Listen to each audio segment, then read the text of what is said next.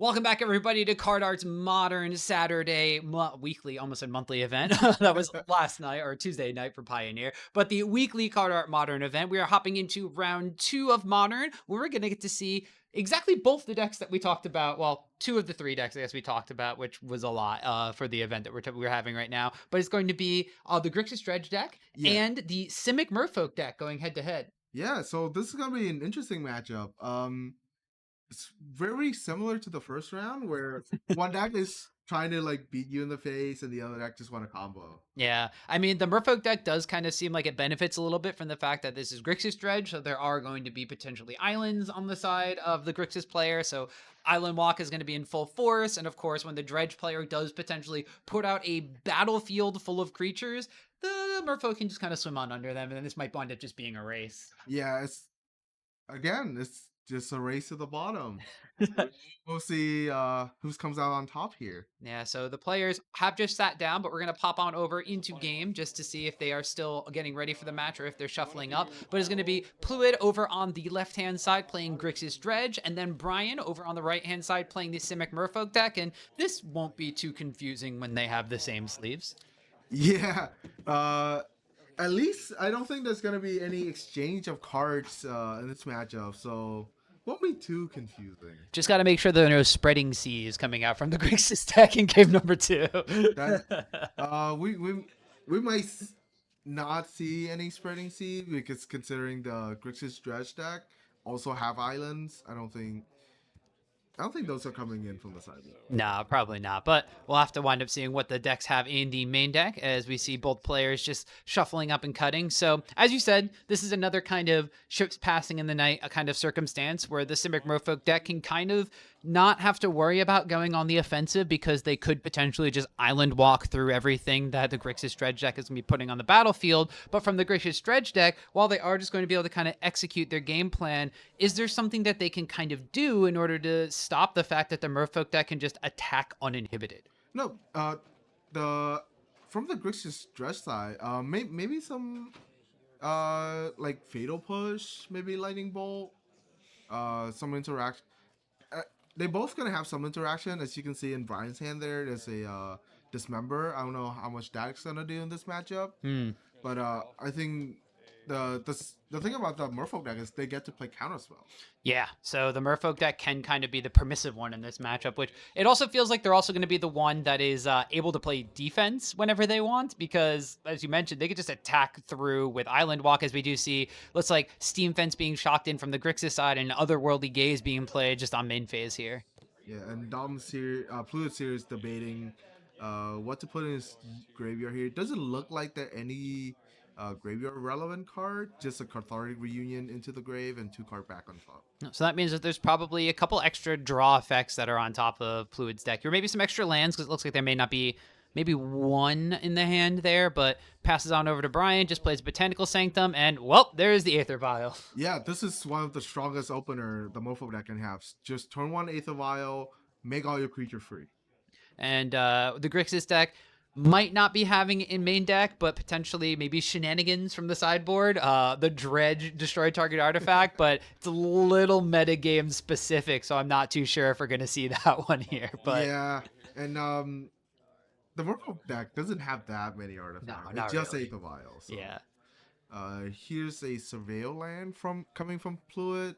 Just looking to put something like a Narcomoeba or maybe a Creeping Chill into the graveyard and like try to get stuff started here. Yeah, Creeping Chill kind of seems like the one way that the Grixis deck can kind of fight back against the Merfolk deck being aggressive by just swinging 3 life total in their favor. It might just wind up being, I don't know if there's any Dark Blast main deck from the Grixis Dredge deck either. Maybe that's something for sideboard, but kind of going to be wanting to buffer their life total as much as possible.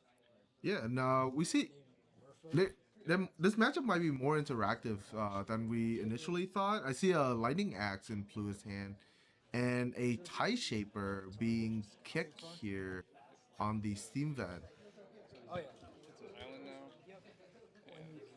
So that is going to be basically, it's basically like a spreading seas, but it's a spreading seas with power and toughness. So Yeah, and this Tie Shaper is going to be a 2/2 even without kicking it, because Fluid 2 island on their board right there. Mm. So buffing up to be a 2/2 for 1 mana, just like the Cenote Scout that we talked about during the break, only this one is going to be a blue Merfolk Wizard instead of a green Merfolk Scout.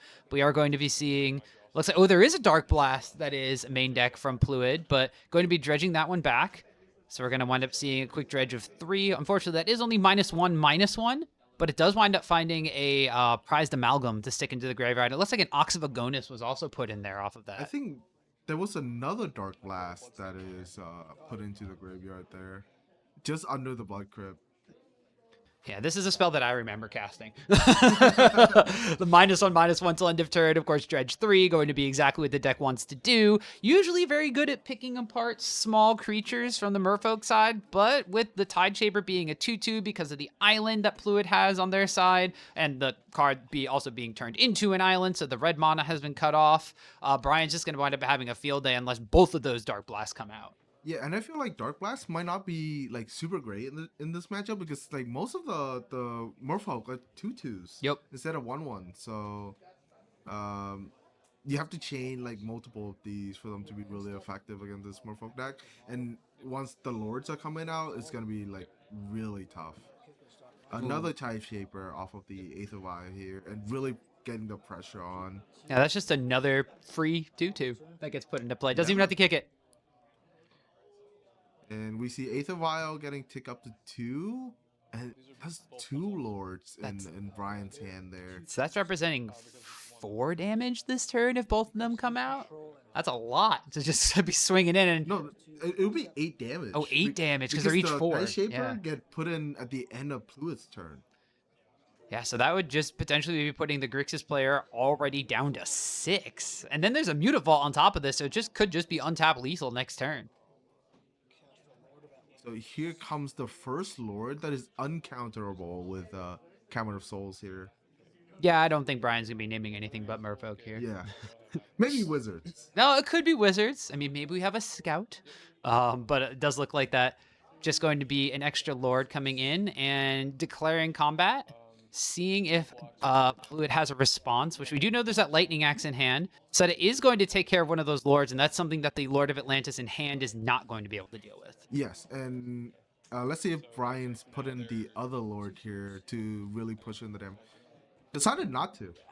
Just coming in for 4 damage here. Looks like just content to swing over for 4. Now you can, of course, flash the Lord in end of turn like we saw with the Tide Shaper of last turn from Brian's side, which then would represent, what is that, 6 damage plus 2 from the Lord and then 3 from the Mutavault is still lethal next turn. Yeah, it's still lethal. So I think Brian just holding on to the Lord and set up a lethal turn. And look like a Dredge hitting a Creeping Chill And a Narcomoeba. and a Narcomoeba. So that buffers Fluid life total a little bit here against these Merfolks. Yeah, and it looks like Brian should be taking 3 off of that, going down to 17. And of course, that is going to mean that that prized amalgam could potentially be coming back this turn with the Narcomoeba entering from the library. So Prize Amalgam, I believe, come in tap. Mm-hmm. So it won't be doing any blocking this turn. And we see a Cathartic Reunion coming out from Fluid. That's going to be a lot of dredging here. Yeah, It there's... could be a big swing this turn. So we already know there's 1 Dark Blast in the graveyard, discarding a second Dark Blast, so this is going to be dredge 6 minimum. And I think I saw a Darkmoor Salvage in the graveyard as well. I think that's a dredge 2, so I do think Yeah. that the Dark Blast is still going to be a better target, but we'll have to see what Fluid wants to do. Could potentially be looking to get the Darkmoor Salvage back just to hit the land drop this turn as well, because it doesn't look like there's been a land play there. Ooh, another Creeping Chill, a Golgari Thug, and a prized amalgam. That's a hit. That is a hit. And that's a big swing for Fluid. And we see the life total just switch. Yep, just like that. So all of a sudden that lethal that was looking like Brian just kind of had the game in his pocket completely flipped on its head because of all of these dredges. And And that's just 2 more Narcomoebas. What a turn from Fluid. And this is that power of that dredge deck. Like all of a sudden, just the board starts getting flooded. There's going to be 2 prized amalgams coming back from Fluid side as well. While those will enter tap, that's going to be 6 damage there. There's going to be 3 more in the air from these Narcomoebas. And now all of a sudden, 1 more Creeping Chill and 1 more creature, and Fluid's going to be threatening lethal. Yeah, and this Narcomoeba are gonna get to come in for 1 damage here. And the moving to the end of the turn, these prize amalgam coming back. And look like the ties have changed for the Merfolk players. Yeah, quite literally. These Tide Shapers look like they're not in pole position to control anymore. More importantly, without the Lord on the battlefield, there is no Island Walk, and we are going to see Brian not flash it in end of turn with that Aether Vial. So these Tide Shapers right now still can be blocked. I mean, you could just play the Lord of Atlantis normally. We see a Cenote Scout drawn for turn. That's not going to do a heck of a lot as a 2-2, but it could potentially filter the top of Brian's deck to try to find something that he may need. There is that Dismember in hand that you called out from the opening hand as well. That could be something that saves a little bit of HP, but that's 4 HP that you have to play to negate 3 damage from a prize amalgam. That's not a good trade. That is not a very good trade. Cenote Scout coming out, and I can't quite see what the card on top, but it looked like it's a non-land. Yeah, it looks like it's a non-land because it is going to be putting a counter on Cenote Scout, but debating if it's going in the graveyard. It looks like it's a Merfolk Trickster, so not the greatest in this matchup. Not quite enough. We do see an Ox of Agonis in the graveyard, so Yeah. that could be something against that, but yeah, doesn't feel super great. And he kept it on top, so yeah, just hedging against that Ox of Agonis, I think. And it looks like now going to be putting that Lord into play with the Aether Vial. So Lord of Atlantis pumping the team, giving them Island Walks. That's going to be 3 damage from each of these Merfolk that are swinging across. So 12 altogether, it looks like. Yep, 12 unblockable damage. Oh, sorry, the Cenote Scout can't attack. That just came into play, so 9 unblockable damage coming up Fluid. This matchups have some really big swing here, but now Brian is tapped out, and Fluid just get to start his turn with a dredge here, I believe. Most likely going to be. I think that's still a Golgari Thug that is on the bottom of his library. Fluid here, separating out the cards that you can potentially flashback or dredge, which his hand is currently over, and then the rest of the cards in the graveyard on the other side. Just make it easier to keep track of. I appreciate that. Yeah. But nice for us too. Oh, definitely nice for us because now we just get to see like, all right, I just know all these cards right here. But it looks like there's 2 Oxes in the graveyard. Ooh, that can put like a big clock on the field, but they don't. I don't think they can attack this turn, right? Don't believe the Oxes have haste. They not have haste. just escape with a +1/+1 counter. But they do get a lot of dredge trigger out of the if Fluid decides to escape it. Yeah, and he is going to be dredging back this Golgari Thug as well. So that's going to be a dredge 5 from the Golgari Thug. So that could potentially represent a lot of extra dredges coming out. There have been 2 Creeping Chills already cast from Fluid's deck, or exiled from Fluid's deck. And it looks like that this dredge is going to wind up hitting another Prized Amalgam and another Golgari Thug. But, well, Creeping Chill is in hand, so there's actually only 1 left in the library. And I don't think there's any way for Fluid to trigger that prize amalgam. Oh, escaping the Ox is how you do it. Yeah, and we do know the Merfolk Trickster is still on top of the library, so not going to be able to kind of stifle this effect from the Ox of Agonis. So this is going to be 2 mana. Ox of Agonis is going to discard the hand and then draw 3 cards, which will probably wind up dredging 18 from these Golgari Thugs. Sorry, 15 from these Golgari Thugs. From the Golgari Thug.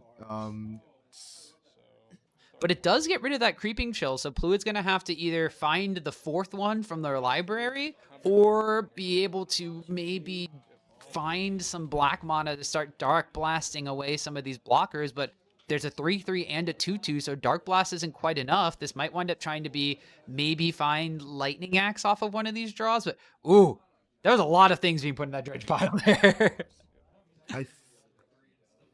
I can't really tell what that top card is. That's a Silver Smoke Ghoul. So if we hit the Creeping Chill, that'll also be joining the battlefield tapped.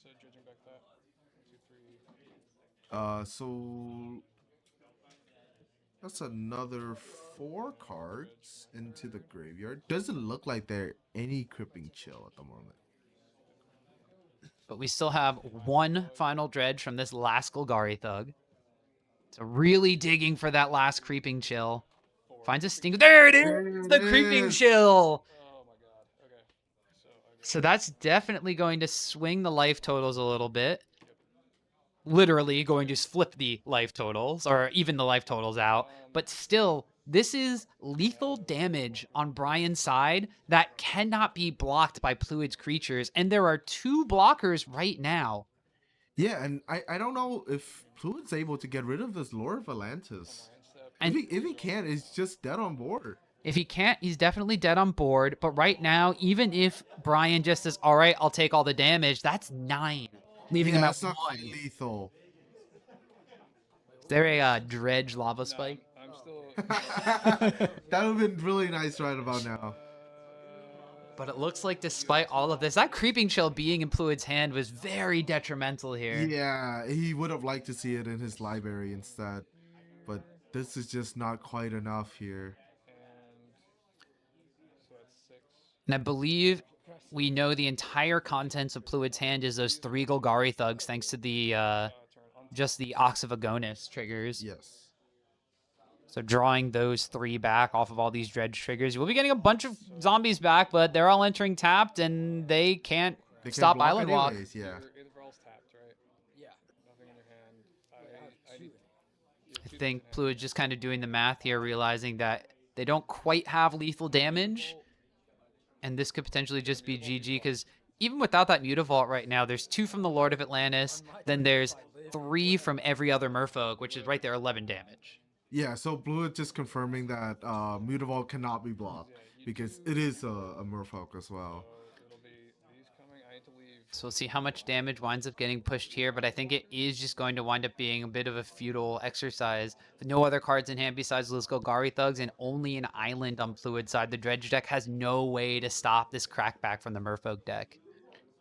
Yeah, I think it's just going through the motion here, just trying to wrap up this game. By 1 if you didn't block. Yeah, and we hear Pluid said he's missed it by 1 if Brian does not block, but that is just not quite enough. And there should still be 1 Narcomoeba in that library too. So even after all those dredges, the Creeping Chill in hand, if the Creeping Chill was in the library or the Narcomoeba hit the battlefield last turn, that would have been just a complete swing from the dredge deck. But like you said, this matchup kind of has just been the 2 ships passing each other in the night. But these 2 ships took a lot of swings at each other while they're doing it. Yeah, and we saw a couple swings, but yeah, and Fluid's hands face up on the table. And we know the Merfolk Trickster will be the draw for the turn. Yeah. Be able to tap down this Ox of Agonis if he really need to. Yeah, if you want, but Yeah. it looks like just opting to activate the Mutavault and swinging in for 12 damage here, which should be lethal. Yeah, everything have Island Walk, so Everything is Island. Yeah. Got it. Fluid maybe missing that off of the fact of the Cenote Scout and the Mutavault getting that from the actual Lord of Atlantis, whereas the 2 Tide Shapers actually just had it from the fact that there's the island over there. yeah. And that is 12 damage, and that is game 1 going to Brian.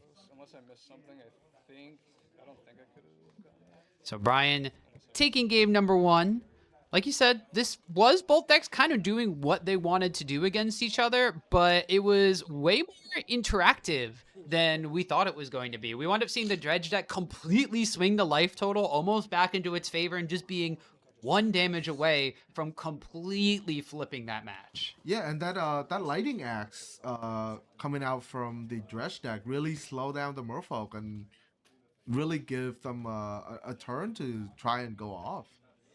But it's still just not quite enough. Yep, so we are going to be going over to the sideboard. So which side do you want to start with here? We are going to wind up seeing Brian being on the draw here. Pluid was on the play in game number 1, but it wasn't enough to get there. So maybe we start from Pluid's side then, just kind of looking at what their deck is going to be doing. What do you think the Dredge deck might be bringing in this matchup against a creature-based deck like Merfolk? So I'm not sure if Dredge is on any kind of ensnaring bridge. That could be a good card in this matchup because like as a dredge deck, you kind of want to just go hellbent a little bit, or maybe like get cards out of your hand. So that could be an option if he's on it. Maybe some more fatal push, uh, some lightning bolts, maybe. I'm just wondering, how many cards do you think that the dredge deck can actually kind of take out of its dredge plan without necessarily diluting the deck so much that you look at your hand, you have a couple dredge cards in hand, you look at your library, and you have a bunch of lightning bolts that you can't dredge back? Yeah, I don't think there's a ton of cards you can take out. Maybe like four maximum, I would say. Uh, Probably that's starting with those dark blasts that didn't yeah, really do anything in that game. yeah, and that's the thing about these combo decks. The deck list is like, especially like these more focused combo deck where they don't really have a secondary game plan. The deck list is just too tight to really like adapt for like any kind of matchups. Kind of like we saw in game number 1 with the Twiddlestorm deck, where you could put in a couple of sideboard cards, but if you dilute your main game plan, you're not going to be winning as much as you are losing slower. Yeah, that is very true. So from the Merfolk deck, then what kind of, obviously those dismembers are probably not great in this matchup, so those are probably coming out. But what is the Merfolk player probably going to be looking to put in this matchup? So we can see more counter magic coming out of the Morphok list here. Maybe some more force negation. Maybe a couple of subtlety to stop these Ox of Agonas from coming back out of the graveyard. Yeah, Uh, do you think that there's going to be any sort of, I mean, like the counter magic we might see could be, like you said, subtleties, could be force of negations to kind of stop the dredge player from playing those cathartic reunions, which were very powerful in game number 1 to kind of, or set up even just some of these otherworldly gazes to kind of set up the top of their library to kind of interact with it. Do you think that there's going to be any sort of graveyard hate coming in from the Merfolk deck to try uh, to deal with maybe these creeping chills before they actually trigger? so from what I know, Morphok doesn't really play any graveyard hate beside maybe like a surgical effects. So surgical extraction can really like dampen these dredge deck where if they hit like a Yeah, dark that's all I have to know amoeba, about these matchups. creeping chill, Hopefully, a prize amalgam early, and you just surgical it, then instantly it just lose 4 cards out of their deck, like 4 of their win cons.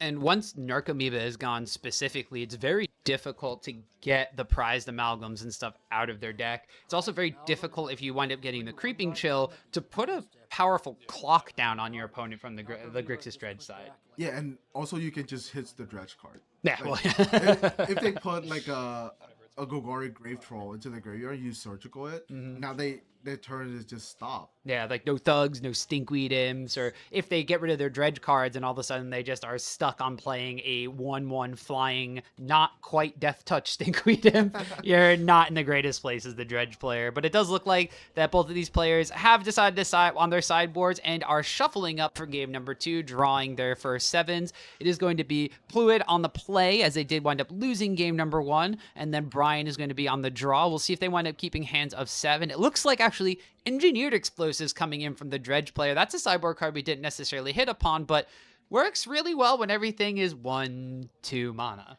So most of the Morpho cards are 1 or 2 mana, but they do have a really diverse amount of mana cost.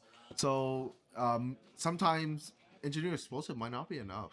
And we do see Fluid deciding to go down to 6, whereas it looks like Brian is going to be keeping his 7. So Engineered Explosives, 2 lands, and interaction wasn't really what the Dredge player was looking to do. And that does kind of seem like one of those post-sideboard hands where, like, sure, I'm not saying that the Dredge player put too many sideboard cards in, but that was just the RNG of Magic, giving you your interactive cards and none of your Plan A cards. Yeah.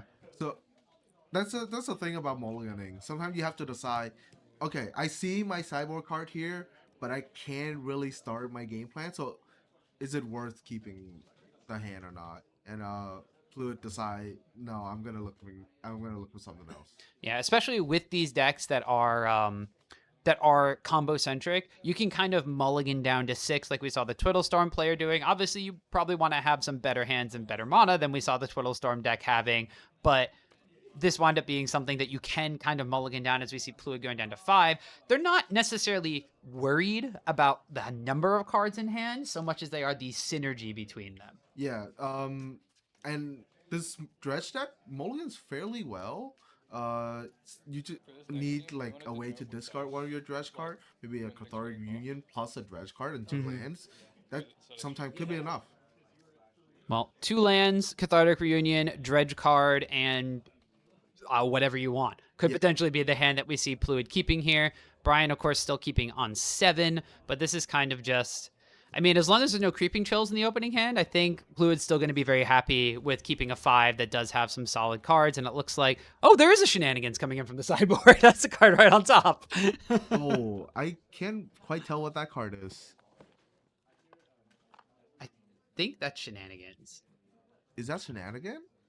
It might be. Because Shenanigans is, yeah, It is, there it it is is. Yeah, Shenanigans. the 1 and 1 red, destroy a target artifact, Dredge 1. So, like you said, only one artifact really from the Merfolk deck. This is very targeted toward that Eighth of Isle, and it's probably gonna look really bad if he doesn't start with an Eighth of Isle. And I think there's only 1 land in this hand, so we'll have to see what Pluid did keep. Looks like the Shenanigans is there. Golgari Grave Troll. Is that Cathartic Reunion and Lightning Axe? So really kind of banking on finding a second land here, but shocking in this land here does represent the fact you can Lightning Axe away that Golgari Grave Troll and still get your game plan online. Yes. So I think this is a pretty fine spot to be in, especially if Brian decides to play a 1-drop here. Like the Cenote Scout. Find a Mutavault to hand. And we're gonna see this Lightning Axe coming out, and the Dredge deck can just start going. There we go. So now we're in the interesting spot, though, where does Pluid dredge immediately, or does he decide to try to find a land? And it looks like it is just going to be the Snap Dredge coming out here. Snap Dredge coming out. Not the worst dredge in the world. But nothing is gonna trigger here.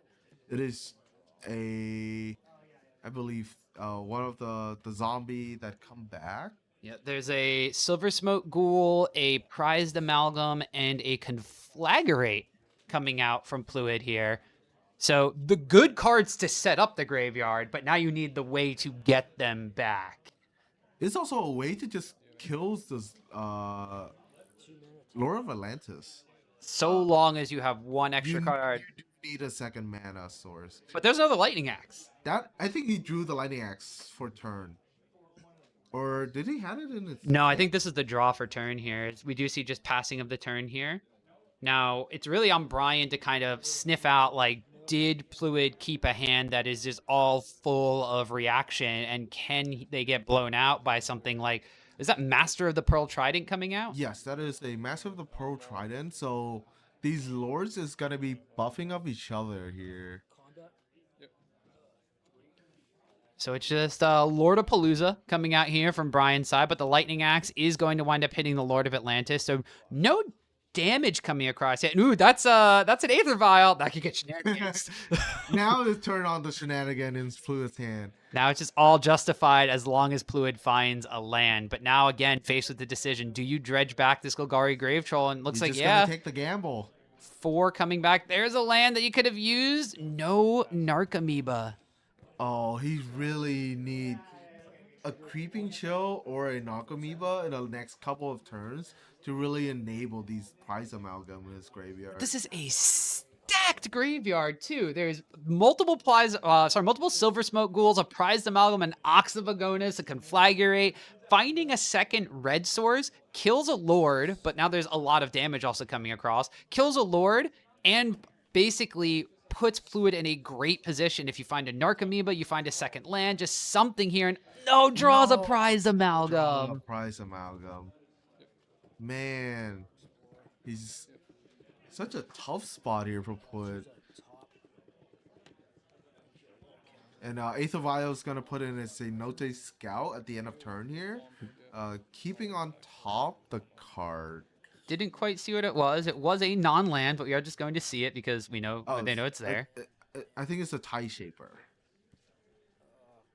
So here we go, another Mutavault activation. Is this lethal? So 4. These lords are buffing each Oh, I other think up. this is lethal. Cenote Scout's a 3/3. So The got a 4. a 4/4. Mutavo's also a 4/4. Yeah, this is just dead. This is just dead. Swinging across for Is that 14 damage. because of the extra thing? It doesn't matter, but I'm dead, right? And Yeah, Pluid doesn't have yeah. anything. It's just lethal. That's it. That's just going to be game 2 and the match going over to Brian and the Simic Merfolk deck. Just a very classic Merfolk start. Didn't even played a 1-drop. It got killed. Played a Lord. It got killed, and then kept just playing Merfolk. Yeah, and we didn't even see any interaction spell out of Brian. Just creatures after creature after creatures, and that's enough. Yep, so that is just going to be the Simic Merfolk deck taking down the Dredge deck 2-0. It was a little unfortunate because we did kind of see Pluid's hand was one of those hands that just had a lot of interaction. We were wondering if Shenanigans was going to be a card that actually does something in this matchup. If they didn't have the Golgari Thug, it could have been a Dredge 1, but the fact that there was also a Golgari Thug just kind of made that card redundant. The Aether Vial didn't come down until turn 3, and by then it wasn't even like a huge threat from the Merfolk side. And the downside, of course, was even though the hand of 5 was really solid and we saw Pluid just having answers for everything, it was all interaction and just no second land and no way to get all of those dredgers out of the graveyard. Yeah, maybe he should have taken a turn off to try and like maybe draw into a land drop. Like maybe those dredge with the Golgari Thug was a little bit aggressive. Maybe he could have slowed it down with like the lightning axes and maybe find a second land drop and really get his game plan going with that Cathartic reunion in his hand. Yeah, so unfortunately, Dredge deck not really planning out the way that they wanted to. There was one turn, I believe, they took off on turn 2, drew the second Lightning Axe to kind of stay alive, but then the multiple dredges of to 4 with the Golgari Thugs hit 2 lands. There's a basic mountain, and I think it was a Steam Vents or just another blue-red land, Is It land, that wind up kind of coming off the top of the library. Don't know if those were actually going to be drawn that turn either because there were multiple cards that were dredged away. So that's just the unfortunate downside when you play one of these combo decks is even if you have all of your pieces, well, your combo deck still need lands, unfortunately, and that's where the Dredge deck wound up. Yeah, maybe sometimes you just draw them in the wrong order and it can really fizzle your game plan out. And meanwhile, lands can also get very painful even if you're not playing them because your opponent could just have a lot of Mutavaults on their side with 2 Merfolk Lords and all of a sudden you're dead because they're swinging in with a 4/4 Mutavault on top of 2 3/3 Lords. Even without that Cenote Scout, they were in very prime position to just take that game away. Yeah, it's just pretty standard gameplay out of the Merfolk deck here. So Merfolk kind of just did its thing. We did wind up seeing a couple sideboard cards from Pluid's deck. We didn't really see anything sideboard from the Merfolk deck. They just kind of just played Merfolk and won the game. So yeah, I don't think there's a need to have that many sideboard cards for the Merfolk deck. The game plan is already lined up pretty well against Dredge. Maybe he did sideboard in those surgical that we talk about, but clearly didn't need it. No, I didn't absolutely need it there. So that is going to be round number 2 from the feature match area. There are still a couple of games going on in this round, but of course, we still have one more round of Modern to play here. This, of course, is the last time we are going to see Modern before Modern Horizons 3 impacts the format.